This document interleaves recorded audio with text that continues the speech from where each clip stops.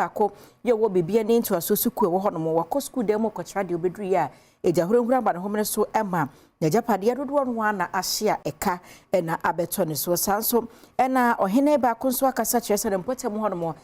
sade wote ye community task force ibi no mo na mo mia me hwese nkrofo ne nkwada ne maaya nyine gira mia nua bi ase anajo no aboa pa ma mprewanyinsen anu abrase asanteman ewura otumfo se tutu abebio so wode niam ahodo agwa komo hwe kwane a ahensie ne ahuntuo ho nsem ekofament bi hwase ababoko no etuo betumi etwa we ne nsem ahodo bi anamde so modon hwe ba konte meka wo se brepam wo no ye be kona Premtobre Kasee ye de asomo aho fefie classics ewo Madina Rolling Circle wono na ahyamatare wo hia me aye afreme anochi wa ba ajwa sewa me basisia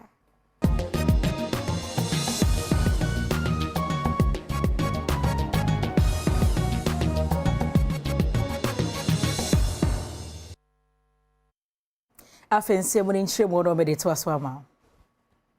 Ahafo mantem no swafo yo panyini George Buache no wase agenda 111 ya mensina hodo na nya yaresabe bi no wogidie mapase ebra mpanimfo hyeto hodo mo se wodi bewie de ekoso wo Kukuom Asonafo South mansi no ebuo no wogidi pa se sa bredi bedu pepepe no na waye ya betumi asomo manfo Ahafo mantem swafo George Buache eni amani boni Samia Sare etwetwe nkomo wabra okohwe se di agenda 111 project ekoso ewo Kukuom en wode etu dwase obaye nani asopa ewo adwumaso a contractor wode sa contract dwunamano no eye okade to aso se enipa dodo na eka senya de aban agenda 111 project dwumedi a wode ebaye no obetimi ye wie ni sese wani mu ye aguase mani age ewo mtrim ebisa wa manitua nsama kofo kanfa agenda 111 no na yebayi de behu ye no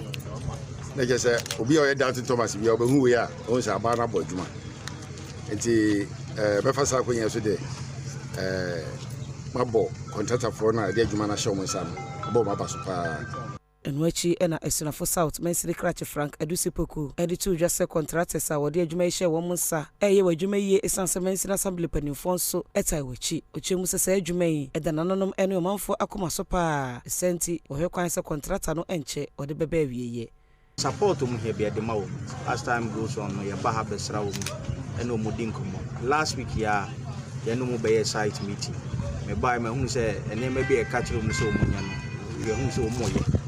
ni nyina ye nkaboma ye kabom se de be ya we be deliver the facility no on time oni nyina mo no lead contractor ya woda Kukuom agenda 111 project ano Peter Adiga enso eni Adom Kasee amane boni Samia Sare etwetwe enkomo no wo kire ba bi adwuma no pempenso akwakoduru hwa mu se ya starting road no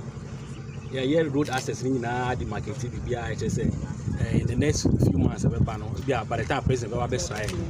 na ya started drains ha nyina ye okay then bi so ya boso na on say other contractor so bia e bon home modern say on be ye bibia say de betimi arufi e dan no